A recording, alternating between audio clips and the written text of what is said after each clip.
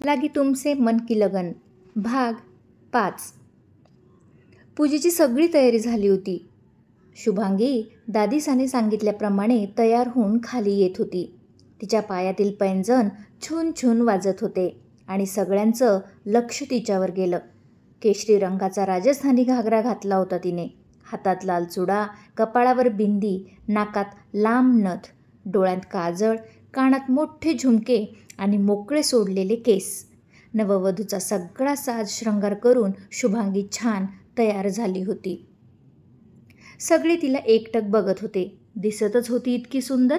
तिने दादीसाला वाकून नमस्कार केला. नजर ना लाग्यो, दादीसा तिचा लोप करत म्हणाली. जा, भीतर किचनमध्ये जाऊन प्रसाद बनव. तुलसी बहुला घेऊन जा, दादीसा म्हणाली. ये बहू. तुलसी तिला घेऊन किचनमध्ये गेली. आता फक्त आरम यायचा बाकी होता. सगळे त्याची वाट बघत होते.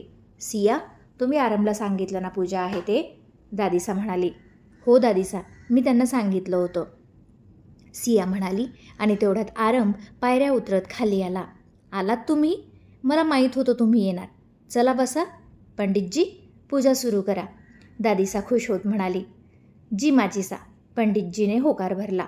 1 मिनिट पंडितजी. दादीसा, मी इथे पूजा करायला आलो नाही, आरम थोडा रागात म्हणाला. ही पूजा खूप महत्त्वाची आहे. तुमच्या वैवाहिक जीवनासाठी ही पूजा करणे खूप जरुरी आहे आरम, दादीसा म्हणाली. दादीसा, मी या मुलीला माझी पत्नी मानतच नाही, तर मग ही पूजा मी का करावी? आय एम सॉरी दादीसा, पण मला तुम्हाला किंवा या पूजेला नाही म्हणून तुमचा किंवा देवांचा अपमान करायचा नाही आहे, आरम सरळ म्हणाला. असं करू नका आरम. आमच्या खातर तुम्ही लग्न केलं, आता या विधी करा. त्यानंतर आम्ही तुमच्याकडे काहीही मागणार नाही, दादीसा कळवळून म्हणाली. सॉरी दादीसा, मी पूजेला बसणार नाही किंवा लग्नानंतरच्या कोणत्याच विधी मी करणार नाही, मला माफ करा, असं म्हणून आरम हवेली बाहेर निघून गेला. आरम, थांबा आरम, दादीसा पाठीमागून त्याला आवाज देत होती. मासा, तुम्हाला नाही वाटत तुम्ही आरमचं लग्न या मुलीसोबत लावून खरंच खूप मोठी चूक केली आहे, अवंतिका दादीसाला म्हणाली. या लग्नाशिवाय आमच्याकडे दुसरा कोणताच पर्याय नव्हता, दादीसा खिन्न मनाने म्हणाली.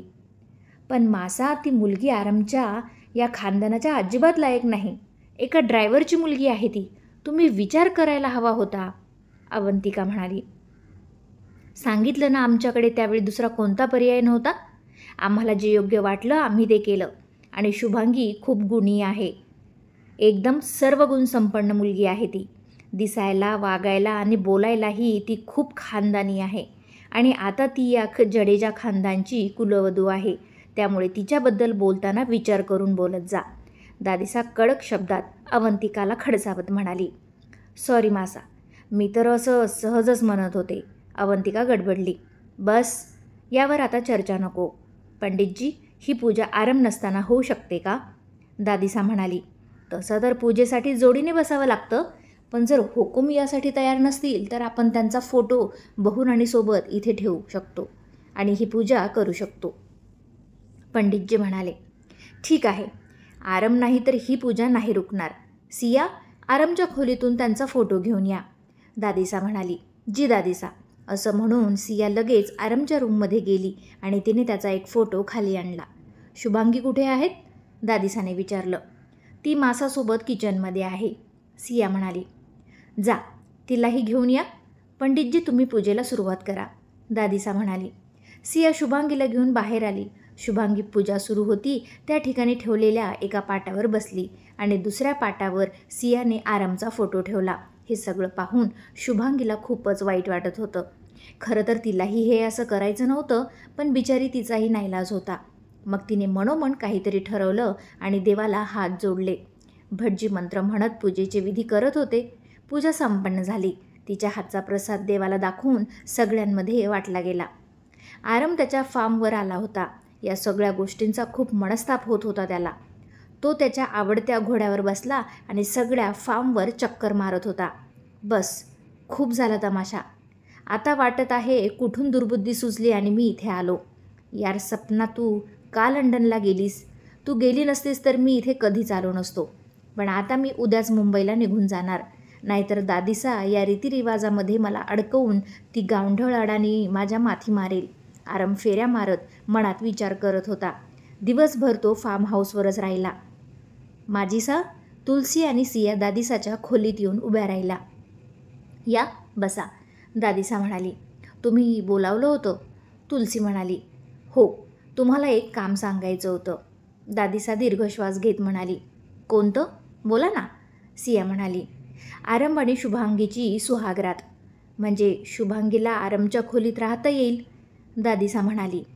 पण माजीसा, आरम या गोष्टीला कधीच तयार होणार नाही, तुलसी थोडी काळजीने म्हणाली.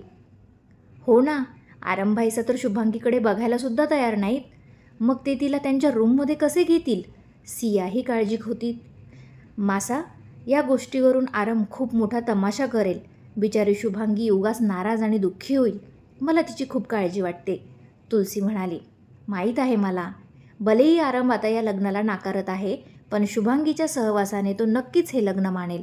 तुम्ही त्यांच्या सुहागराची तयारी करा, दादीसा ठाम शब्दात म्हणाली. जी माजीसा, असं म्हणून सिया आणि तुलसी नाईलाजाने तिथून निघून गेल्या. मासा, आता आपण काय करायचं? सियाने तुलसीला विचारलं. मासाला सांगितलं तसं तर आपल्याला करावंच लागणार आहे. बाकी पुढे काय होईल त्या ईश्वराला माहीत. तू जाऊन शुभांगीला तयार कर. तोपर्यंत मी आरमची रूम सजवायला सांगते, असं म्हणून तुलसी आणि सिया तिथून निघून गेल्या. अवंतिका त्या दोघींचं बोलणं चोरून ऐकत होती. काय झालं? इथे काय करत आहेस तू?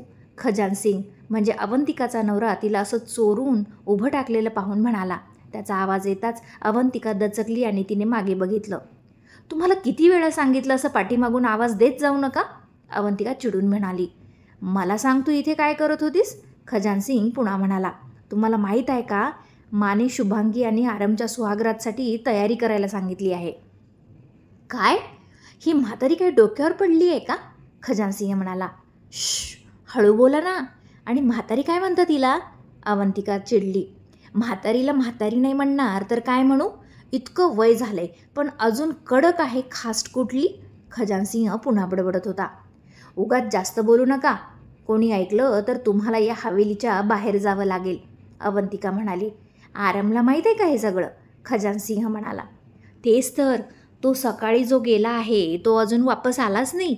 जेव्हा त्याला कळेल की त्याच्या रूमची काय हालत केली आहे तेव्हा मात्र तो खूप मोठा तमाशा करणार, अवंतिका म्हणाली. पण मी म्हणतो, त्या म्हातारीला हे सगळं करायची गरजच काय? त्याने सांगितलं ना सकाळीच की तो हे लग्न मानत नाही, खजान सिंह म्हणाला. मासाने तिला लग्न करून तर आरामच्या आयुष्यात आणलं, पण भडी भाभी काही त्या पोरीला त्याच्या आयुष्यात टिकू देणार नाही, बघा तुम्ही, अवंतिका म्हणाली. कुणी काहीही केलं तरी ही म्हातारी काही इतक्या सहजासहजी त्यांचं नातं तुटू देईल असं तरी मला वाटत नाही, खजान सिंह म्हणाला. माचा हुकूम फक्त इथे चालतो. तिकडे मुंबईमध्ये बडी भाभीसा आहे ना, तिचाच फक्त तिकडे हुकूम चालतो, अवंतिका म्हणाली.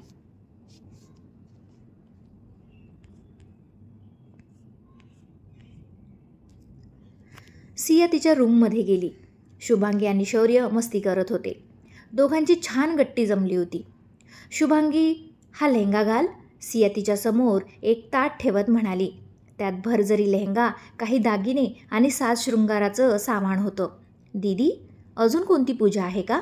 शुभांगीने न समजून विचारलं. पूजा नाही, आजपासून तू आरंभाईच्या रूममध्ये राहणार आहेस, सिया शांतपणे म्हणाली आणि शुभांगी काय ते समजून गेली. तिच्या डोळ्यात टचकन पाणी आलं. मला माहीत आहे शुभांगी, तुमचं नातं इतरांसारखं नाही आहे, पण तरीही जे आहे ते तुम्हा दोघांनाही स्वीकारावं लागेल. आणि जर तुम्ही एकत्र राहिला नाहीत, बोलला नाहीत, तर तुमच्यातील हा प्रॉब्लेम कधीच दूर होणार नाही. आरंभ मनाने खूप चांगले आहेत. ते तर तुमचं लग्न असं अचानक झालं म्हणून त्यांना ह्या गोष्टी स्वीकारायला थोडा वेळ लागेल. पण तू धीर सोडू नको. तू त्यांच्यासोबत राहशील तर ते हळूहळू नक्कीच तुला स्वीकारतील, सिया तिला तयारी करायला मदत करत समजावून सांगत होती. पण दीदी, ते तर मला समोर बघणंसुद्धा पसंत करत नाहीत, शुभांगी आरशात बघून जड आवाजात म्हणाली. मी समजू शकते, पण दादीसाचा तसा हुकूम आहे की आजपासून तू आरमच्या खोलीत राहणार आहेस, सिया दीर्घश्वास म्हणाली. इकडे तुलसीने आरमची रूम नीटनेटकी करून छान सजवून घेतली होती आणि नंतर ती सियाकडे आली. सियानेही शुभांगीला छान तयार केलं होतं. बहू, झाली का सगळी तयारी? तुलसी आत येत म्हणाली. हो मासा, बस सिंदूर लावायचा बाकी आहे, असं म्हणून सियाने तिच्या हातात सिंदूर दिला आणि शुभांगीने तो सिंदूर तिच्या भांगेत भरला.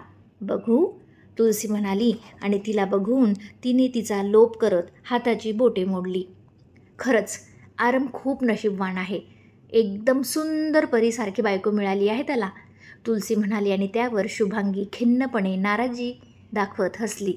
तू काळजी करू नको, आरम काही इतकाही वाईट नाही आहे, सगळं ठीक होईल, तुलसी तिच्या गालावर हात ठेवून म्हणाली आणि शुभांगीने हो मध्ये मान डोलावली. आरम फार्म हाऊसवरून उशिरा घरी आला होता. तो फार्म हाऊसवरच जेवला होता, त्यामुळे त्याला आता जाऊन फ्रेश होऊन फक्त झोपायचं होतं. म्हणून तो ताड पावले टाकत त्याच्या रूममध्ये गेला. रूममध्ये हलका लाईट लावलेला होता, त्यामुळे थोडेफार दिसत होतं. आरमने त्याच्या कपाटातून कपडे घेतले आणि तो फ्रेश व्हायला निघून गेला. त्याने बेडकडे अजून पाहिलं नव्हतं. फ्रेश होऊन बाहेर येऊन त्याने लाईट्स ऑन केली आणि आरशात उभे राहून चेहरा टॉवलने पुसत होता. तोच आरशातून त्याची नजर सजवलेल्या बेडकडे गेली आणि त्याने रागाने तो टॉवेल खाली फेकला. झटकन पाठीमागे वळून त्या सजवलेल्या बेडकडे पाहिलं. बेडवर गुलाबाच्या पाकळ्यांनी मोठं हार्ट केलेलं होतं.